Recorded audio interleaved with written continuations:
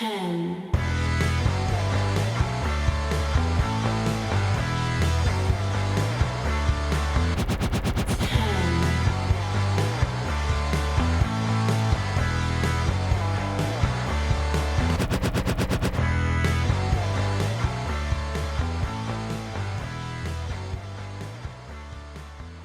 Hello, my name is Matt Mayer, aka Imp, and this is LOP Radio on YouTube, on Spreaker, on iTunes, on Spotify, Google Podcasts, iHeartRadio, wherever you get your podcast feeds, and of course on lawsofpain.net. And tonight it's time for those Royal Rumble predictions and worst case scenarios. 8 matches with 2 hour-long Rumbles. Yay! I'm going to die live on air during Aftershock this Sunday, aren't I? It would be quite a long video if I was to go through everything kind of in sequence, so instead I'm going to just blast through with a rapid fire of matches where I have such little interest going in. There's not really much point me spending much time on these matches. So, Sheamus Bro kicks the little man, Andrade beats Carrillo again, why is this on the card? Reigns vs Corbin never ends, and Lacey Evans is blonde. But Sasha Bayley at Mania though? But there are predictions. For the majority of the card, I'm going to talk about the other matches. Onto the Rumble matches on this 5 hour long show that are actually worth talking about. Earlier today, my brother made a point of, actually, with these Royal Rumble shows, not much of the show is actually Royal Rumble. It suddenly dawned on me, oh yeah, it's a 5 hour show and only 2 are going to be on Royal Rumble stuff. The rest is... I didn't mind the previous structure. Where it'd be like a 3 hour show, you get your 2 hours building up to that final hour and it worked. But this 5 hour version, Jesus Christ, it is not an easy watch. I mean, they're fun, they're just long, and by the end of it, you are knackered. I guess it's a downside of having 2 Rumbles. Something like this is going to happen. But I'll be talking about the Raw Women's Championship match, the WWE Universal Championship strap match, and both the men's and women's Royal Rumbles. Quite a lot to go through. I don't want this pod to be too long. Not forgetting that this Sunday, immediately after the Royal Rumble itself, I will be live on here on Laws of Pain Radio and Laws of Pain on YouTube with LOPR Aftershock for the Royal Rumble. I'll be live as soon as it has finished. Yes, you can tell by my accent, I'm English, and it can mean that I am mental. I am crazy.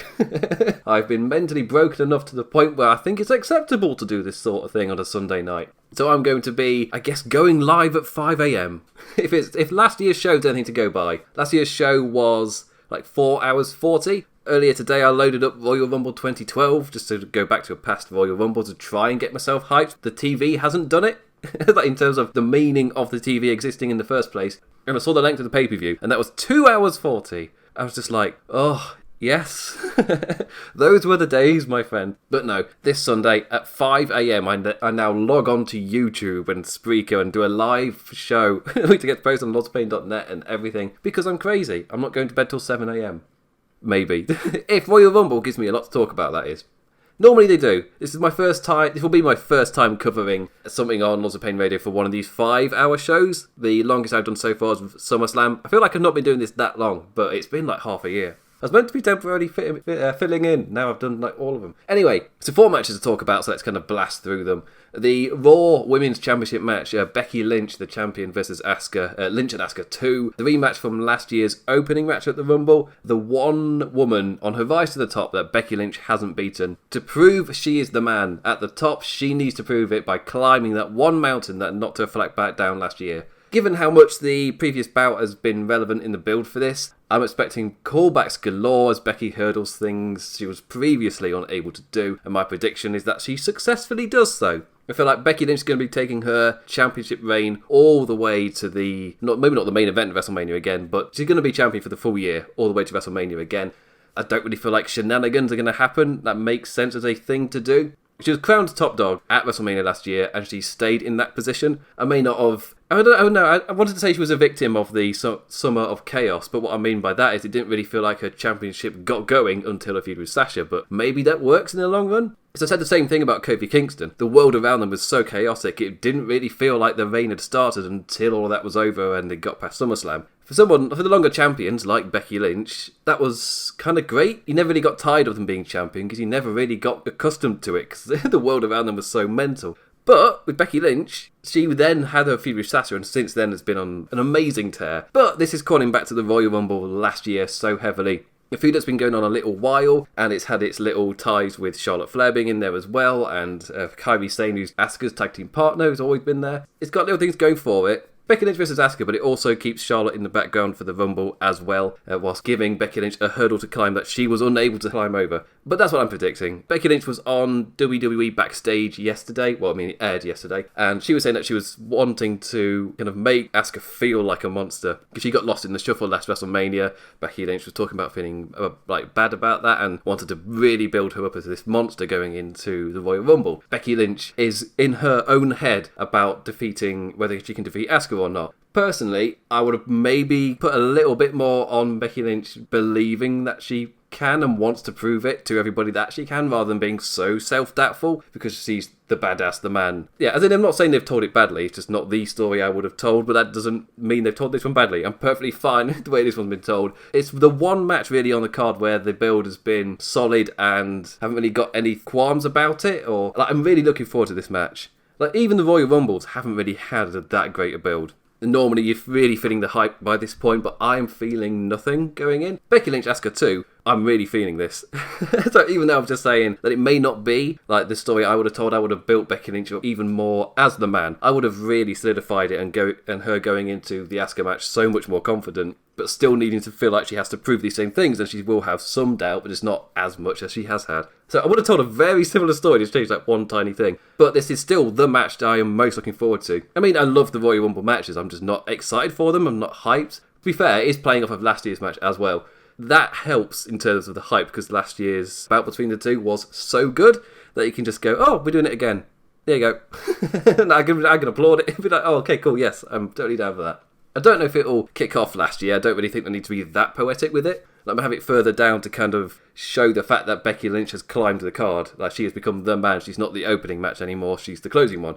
That won't happen. It's the Royal Rumble, but you can do that in some manner. They don't have to be the opening match. I don't know what's going to happen to Asuka after this. Don't think she'll be in the Rumble. She's not one of my favourites. We'll get to that later. Yeah, I've generally enjoyed this build, and for me, Becky Lynch is easily the winner, and this is a step which is much, much needed, and just all of the applause, really, for how this is played out. Perfect hurdle for Becky Lynch to get over. It doesn't feel like filler. It's a mountain she has to climb to prove herself ahead of this year's WrestleMania, and she had to kind of fight through it last year and failed. This year, she has to really as in this year there isn't the Royal Rumble. She won't be allowed to do the same thing again. This time she has to beat Asuka. And yeah, I love the story of that, and I'm really looking forward to how that match plays out, as she has to. I'm assuming that Asuka, that's what I meant earlier when I said that I'm expecting callbacks galore as Becky hurdles things she was previously unable to. What I meant by that was I'm expecting the same spots, but this time Becky has to not give up to those spots. There'll be massive callbacks to specific things that happened in that last match, and Becky Lynch either has to get out of it, or when that thing happens, can she kick out again, or something like that. For me, that's where I really start to enjoy wrestling. It's something that I praise New Japan with endlessly. It's that when they have that next match, it's what happened in the last one is brought back up again, and it plays out differently. It's like, oh yes, I like that. And they have to come up with new things, new ways to, I guess, counter their opponent after their opponent does something new. Yes, I really, really like that. This is probably going to be the best match outside of the Rumbles. Because of the Rumbles, you don't really know how they're going to go, but with Lynch Asuka, I feel like this is guaranteed stamp for approval of awesomeness. Next on the agenda, the WWE Universal Championship strap match between The Fiend, Bray Wyatt, and Daniel Bryan. I personally dug the hell out of the last match between The Fiend and Daniel Bryan. I think it was at Survivor Series. I mean, it's all story and not much in the way of the wrestle. I, for one, love it because of that. Now, anyone watching wrestling for the 5-star incredible wrestling ability, this will not be for you. At all. The stipulation pretty much guaranteeing that even though Daniel Bryan's half of the equation, yeah, this isn't really it's not really going to be much wrestling stuff. As in, it won't be a Dave Meltzer 5-star. So I think that's what I talked about with The Miz versus Bray Wyatt. Again, another match that I really dug. If I'm doing my star rating for the show, you can't give the matches anything more than a 2 or 2 to 3, 2-star, I guess I'd say. But there's so much in there within, as in the storytelling stuff and the way that they're making callbacks to the world, the way that it builds the world and the story and the characters. There is so much to unpack that I absolutely love them. And I'm also fully aware some people hate these. I guess I'm also lucky that my eyes can see what's happening in the red light. It's not a great lighting, because of course like everybody's vision is different, but that kind of lighting is one of the most common people struggle with, so why they've done that I don't quite understand. It's as in obviously it's to kind of build up the entering the silent hill of the Fiend, as I call it. That his demonic world, you into his realm now. It's all part of the mind games. But in terms of actually watching the thing, yeah, that lighting is not going to fly with a lot of people. Personally, I'm perfectly fine with it, but that's because my eyes can see through it. So I'm never really going to have much of an issue with that lighting, personally. There are a lot of people who can't tell a single thing that's going on. So, personally, maybe just lighten it up a bit. Like, literally lighten it up a bit. That's an accidental great pun. For folk like me, I can't wait for this. Like, nonsense and all, there's so much story to unpack that I can't help but get drawn in awe. I love it. The Miz versus The Fiend wasn't as strong as Daniel Bryan versus The Fiend, but both of them involved so many callbacks, and of course the last match was that turning point where Daniel Bryan accepted he would be the yes guy, and then he's regressed back to being the yes person. The Miz has regressed back to being Miz and Morrison. There's so much happening in the match itself when so much of it is like callbacks to moments, and of course this match is focused more on the build of the Wyatt family, kind of relationship between Bray Wyatt and Daniel Bryan, whilst last time he was, I am going to force you to retreat back to the yes movement, and Bray Wyatt this time bringing up the Wyatt family and Daniel Bryan and their feud back in 2014 at the Rumble, because of course with this being at the Rumble, direct comparison to their match at the Rumble 6 years ago. God, that was 6 years ago.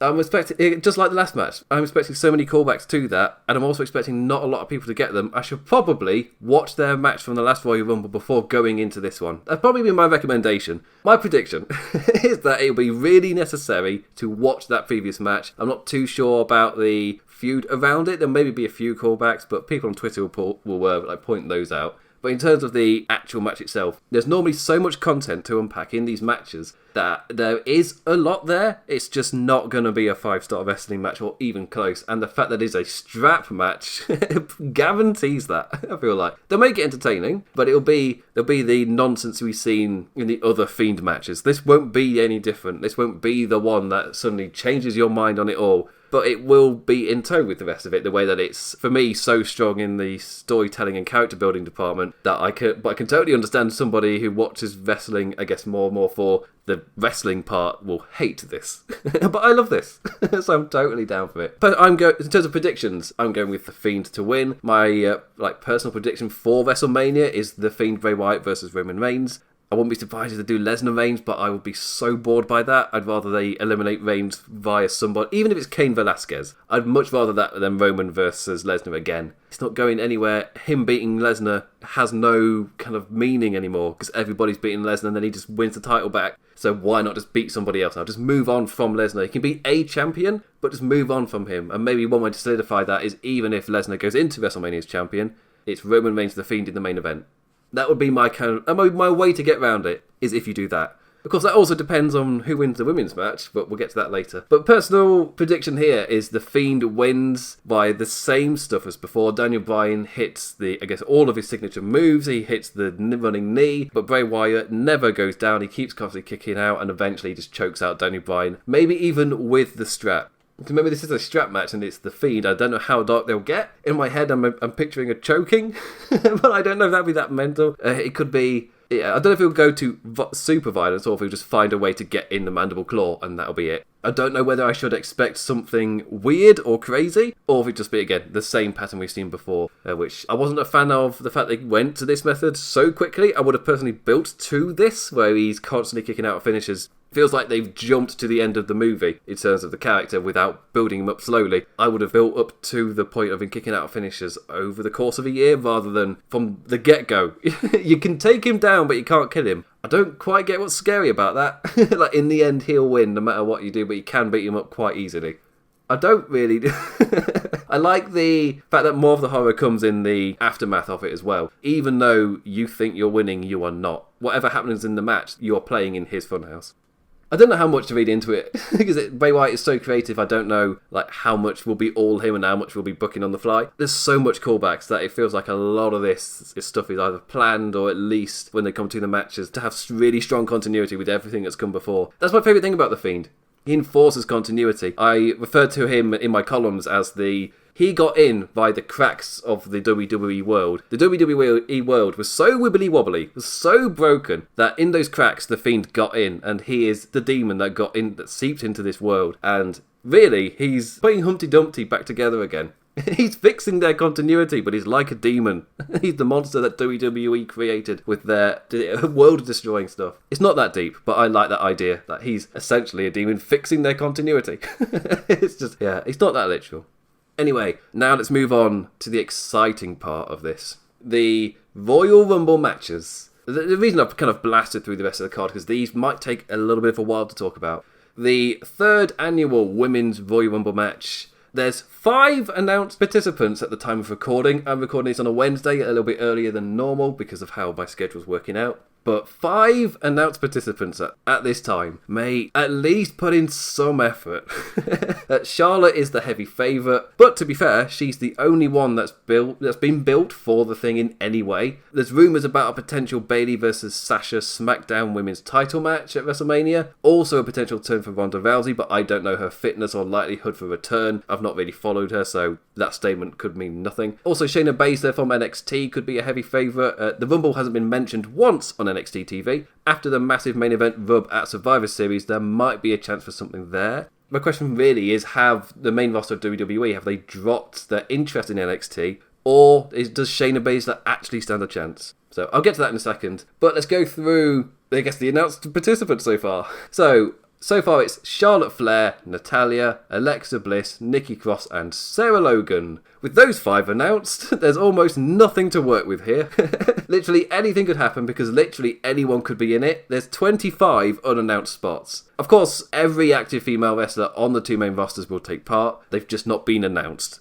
Like, I'm not going, oh my god, there's nobody in it. No, like, the main roster will be in it. NXT stars will be in it. It'll be the odd legend returning as well. So expect a slew of entrants and announcements on Saturday. That's my big bold prediction, is Saturday, just like they've done with the past pay-per-views this year, in the really weird stance they've taken of not announcing the card before the weekend of the show to try and generate interest.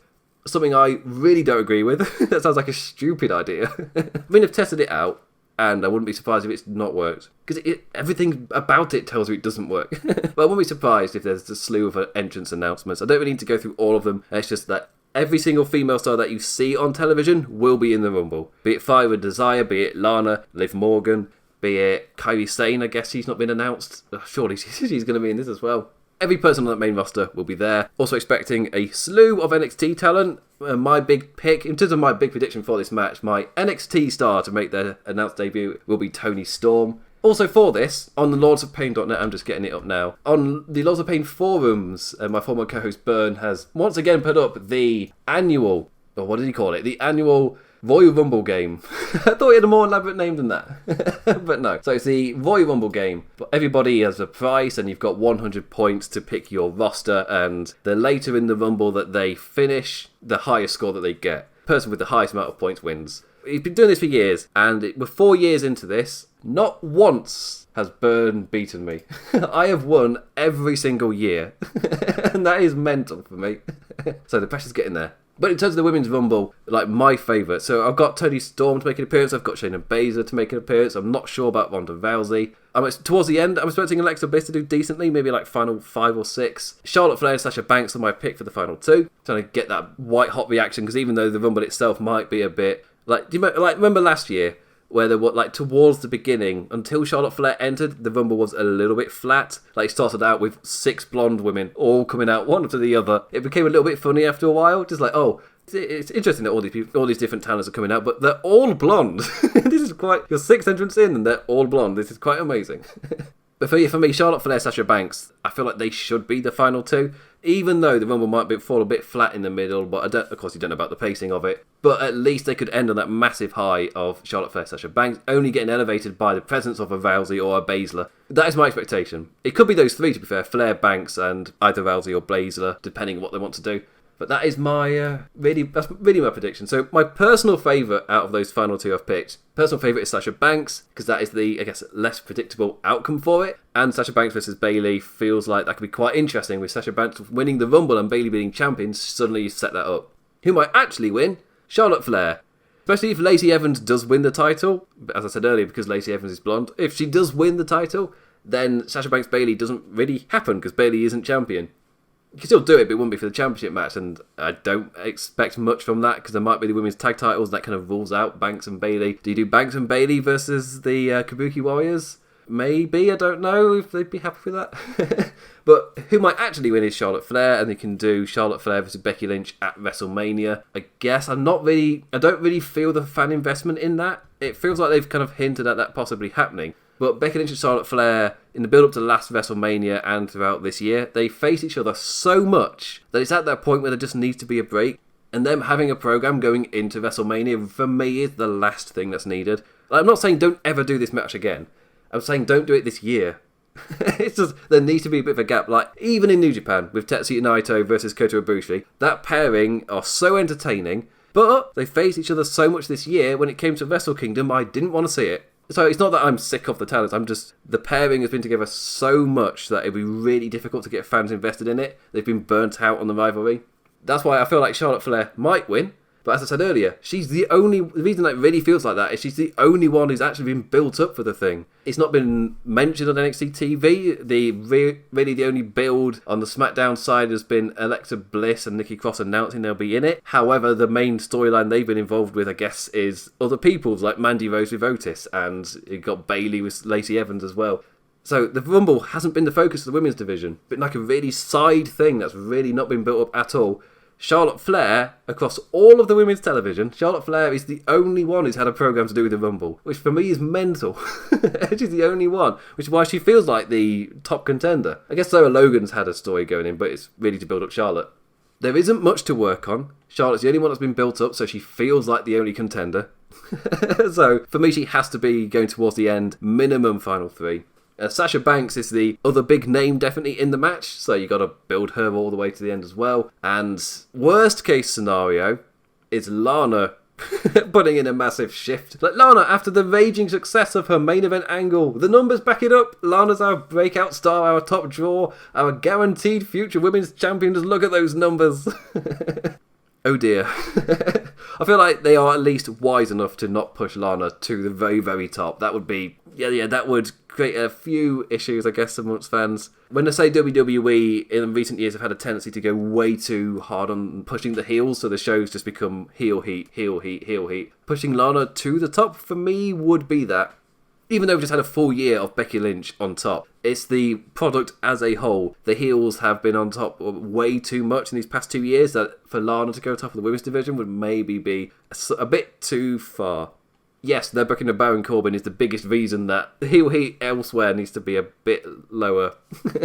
He can't go as crazy as Lana with the championship. You can do it in an angle with Rusev and whatever, with the soap opera nonsense, but don't reward it with a championship, mate. Or if she doesn't win, then it is a major feature of it, and she does really well, which, again, I'd rather she just gets eliminated with Liv Morgan pretty quickly. As in, either Lana's in there first, and then Liv Morgan enters and attacks her, or the other way round, with Liv really has to be the instigator there, and they both go out and get eliminated. No through the middle rope nonsense, no, they're both gone.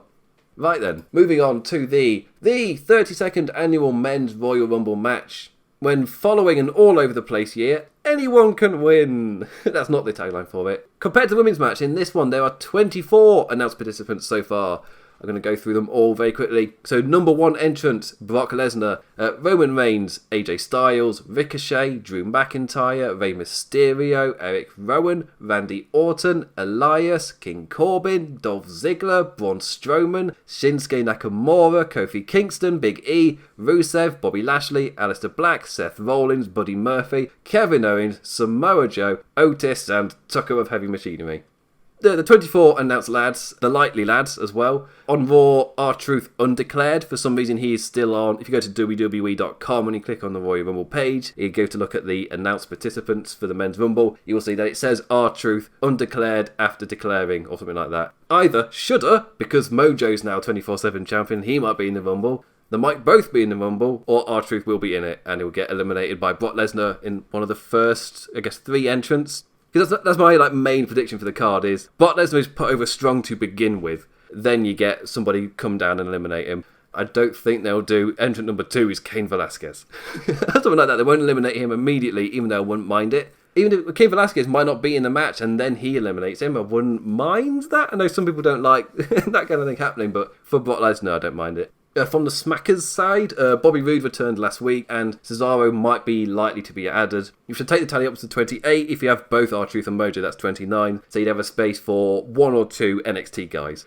Keith Lee, I feel like he's a massive favourite. Yes, I know he's gone up in people's rankings to make an appearance because CM Punk put him there, but I wrote these notes a few days ago. The Backstage hasn't aired yet, so I could take that. I put Keith Lee and he got mentioned.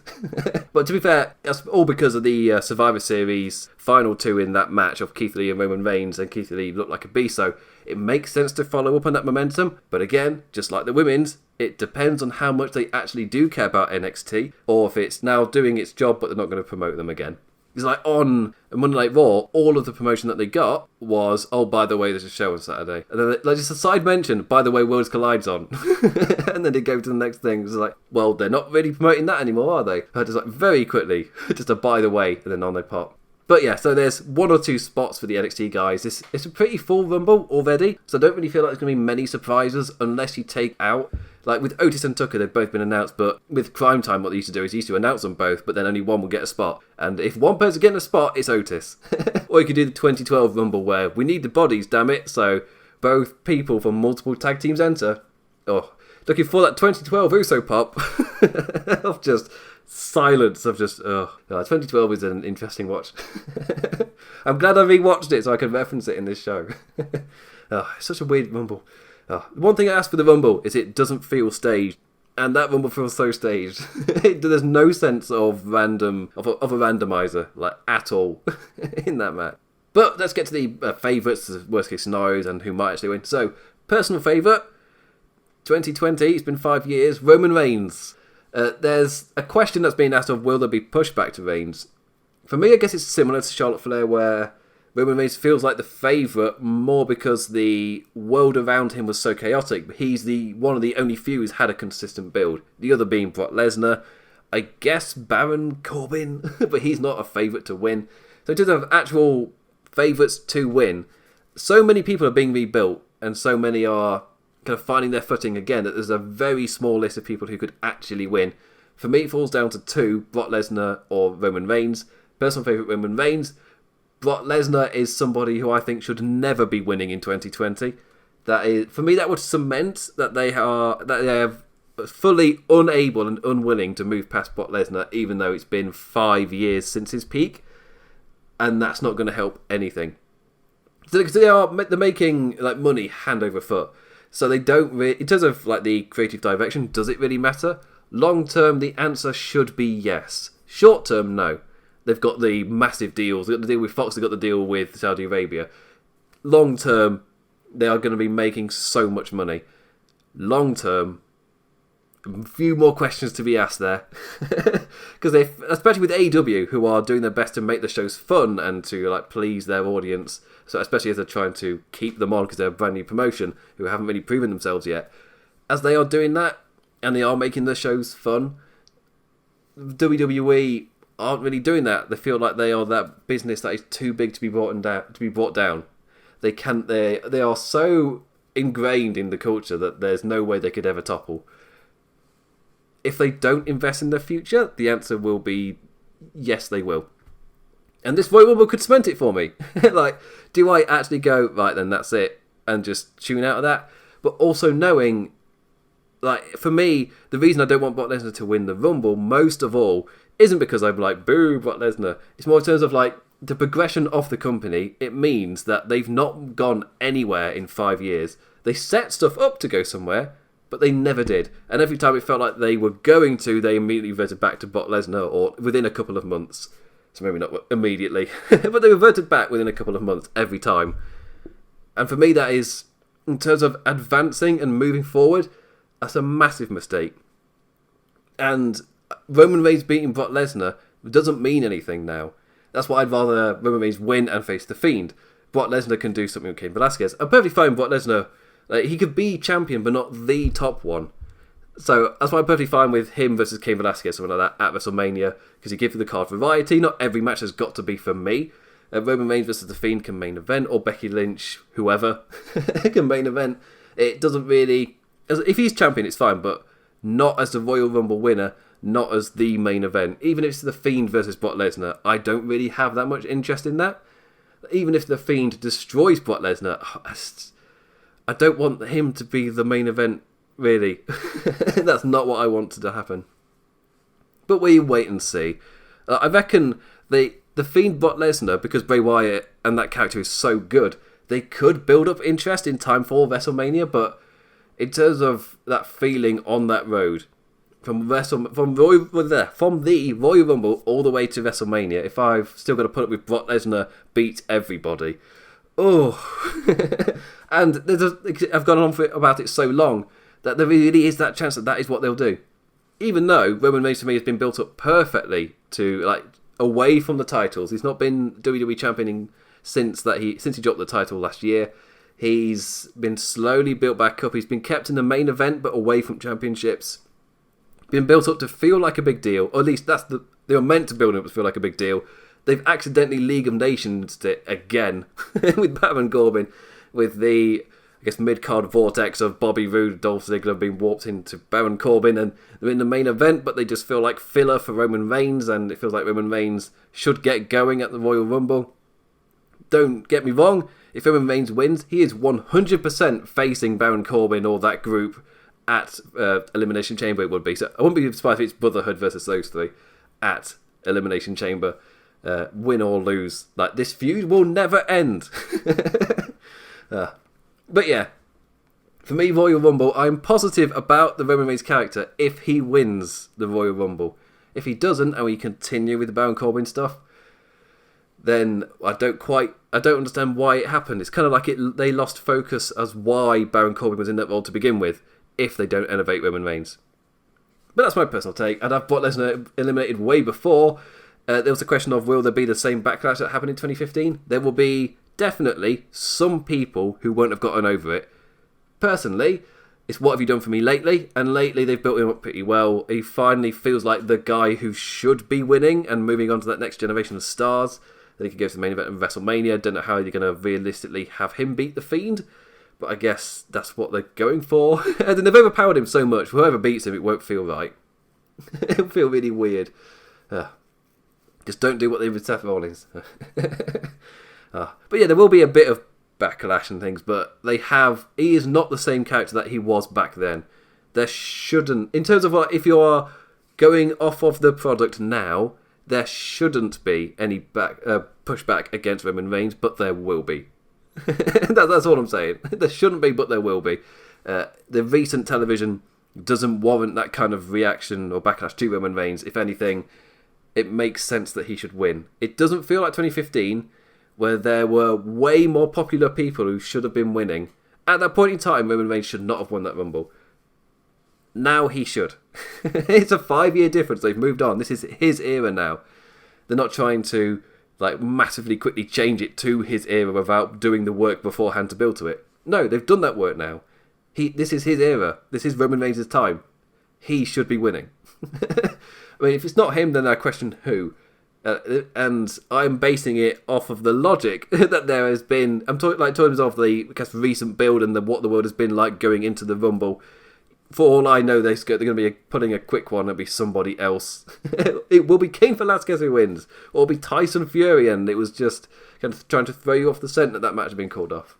Oh God, I hope not. That's not my worst case scenario. I wrote down for my worst case scenario, Eric Rowan winning. And what he has in the cage is the Fiend's one weakness. Oh, it would be so corny. It'll be so crap. But Tyson Fury winning and just crapping all over the roster, that would be pretty bad as well. That ties in with the Brock Lesnar winning thing as well. For me, Brock Lesnar winning the Rumble, the issues I have with it are more because it, once again, puts that glass ceiling over the entire roster. And I've said it before, WWE aren't moving anywhere until they move past Brock Lesnar. And they've not done it for 5 years, and that's why they're in the exact same place that they have been all along. In terms of the casual audience, or some the wrestling fans who aren't wrestling nerds like me, I'd assume that they're fine with him being champion because he's such a draw. He still gets such a strong reaction at the live shows. But in terms of a progression type of thing, and moving on to the future, that they've been stagnant now for like 3 or 4 years, and they have to move past it, but they seemingly don't know. Well, I was going to say don't know how, but they don't want to. So why would you move? Why would you move? Why would you need to? So yeah. Personal favourite Roman Reigns, somebody from this generation who might win at Sasuke, but Lesnar, my worst case scenario, either now, Eric Rowan and his cage, turns out it was the cage that was the thing that would defeat the Fiend all along, or Tyson Fury, and he set up that. I'd even prefer Cain Velasquez over that. Like Tyson Fury will be the massive celebrity draw for WrestleMania.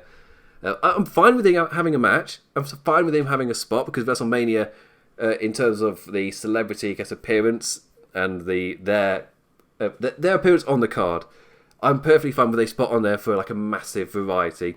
I'm fine with it being a variety show. Not everything has to be for me. I perfectly understand that. There's with Bobby Lashley versus Rusev. I fully expect that to go to WrestleMania. But I knew from week 1 that storyline wasn't going to be for me. I don't like that kind of stuff. I don't enjoy it. So I've not forced myself to watch it. I've just not watched it. End of. And everything I see on Twitter has confirmed that. No, I've got no qualms towards it. I see loads of people calling it crap. And I was like, well, I knew from day 1 it wasn't going to be for me. So I just didn't watch it. At WrestleMania, I'll be forced to watch it. On the last pay-per-view, I wrote my notes during that. I was frantically typing during their match at the last at TLC, I think it was, with Rusev and Bobby Lashley in the tables match. So I didn't watch it. And when it came to doing the covering afterwards, it was like, yeah, I saw the final spot. But again, it's not for me. Why would I purposely force myself to sit through something I know I won't enjoy? I'm not getting paid Dave Meltzer money here. So just, no. I'd need way more to watch something where I know I definitely will not like it going in. Yeah. But anyway, yes, Roman Reigns' personal favourite. Brock Lesnar, who might win, but be a tad scary. Worst case scenario, I'm changing it to Tyson Fury. It's worse than Lesnar crapping on the rest of the roster. If he Tyson Fury doing it. And of course for the women, personal favourite Sasha Banks and Bayley. I don't expect that to happen. I expect Charlotte Flair to win, or Rousey/Baszler. Worst case scenario for me would be Lana, and they read the numbers as her being such a big draw, she must be on top of the division. I've heard quite a few people shout out Keith Lee, and as in you'd have him be the first person directly from NXT to win. It's got to give oomph for those NXT spots in the future. They've set it up a bit with him going toe-to-toe with Roman Reigns at Survivor Series. Reigns won there. Does Keith Lee win here? Maybe not. I'd have him look strong, but I wouldn't have him win. If he's in the match. The other workaround is you don't put him in the match. There's no confusing way to... You have to figure out how to book him. Also, I've not mentioned like people like Luke Gallows and Carl Anderson who are with AJ Styles, because it's 24, then I add on the 1 or 2 24/7 slots, then I add on Bobby Roode, Cesaro, suddenly it's packed and you've got 1 or 2 spots for NXT lads who have been confirmed to be in the match. So yeah, there's not much room to work with side group of people. So maybe Bobby Roode won't get in if he counts as a side person, but both King Corbin and Dolph Ziggler are, so I bet money he probably is. And that's the Royal Rumble. No funny worst case scenarios, because I have to go through the whole card for that really to mean something, and I just wanted this to be a quick going through the card, like how are things actually looking, who are the favourites, who are the scary favourites, what's the really worst case scenarios, instead of go through the whole match. Last year I booked the whole match, I'm mental, I'm crazy. But who do you think is going to win the Royal Rumbles of 2020? Do you agree that Charlotte is the only favourite, really? Should I be putting more money behind Banks? And with the men, yes, that pun was on purpose. The men's Royal Rumble. Would you feel bad if Brock Lesnar actually went all the way and won? Was Roman Reigns a complete write-off for you, or is it with me where it makes a lot more sense now than it did back then for him to win? Or is there somebody else perfectly fine with the Keith Lee win, perhaps? Whatever, just comment here on Laws of Pain or on Spreaker or here on YouTube as well if you're listening to it. I mean, so many heres. I don't even know where to be. And with that, I sign off. Please do read my columns on Laws of Pain website. They go up every weekend covering the past week. The massive 4,000 word beasts. You can follow me on Twitter at The Damned Implicat. I'm here next Thursday on NAP Radio to talk about the Royal Rumble after it's happened. But please do check out the other shows here on NAP Radio. Live after AEW, we have our AEW post show with Dynamite After Dark with Jaman and Jeff. Fridays is going to be changing to a new show. We'll be having First off, we'll be having the NWA Legacy Series debuting, I think this Friday. It's coming around quickly, and in terms of YouTube, I won't be putting that up immediately. I'll be working really, really hard to make a proper edit for that NWA series. So hopefully those will be high quality and definitely worth checking out as well. Hopefully they don't diverge into copyrighted material too much. If you're listening, Miz and Mystic, please don't go too far. But that'll be on Friday. Saturdays is reserved for our AEW pay-per-view Aftershocks. Sundays reserved for WWE pay-per-view Aftershocks. We might also have a NXT show maybe debuting. It's in the maybe pile at the moment. Working out the kinks. Mondays is Kingdom of Honor with Jaman and Jeff talking wrestling world stuff. And Wednesday, Sports Entertainment is Dead is coming to an end relatively soon, but there's still a few more weeks to go to listen to Plan and his guests talk about a single match in detail. And, of course, next Thursday is me. I've already plugged my show. Thank you for listening to this. Please subscribe to us on YouTube. Give us 5 stars on iTunes.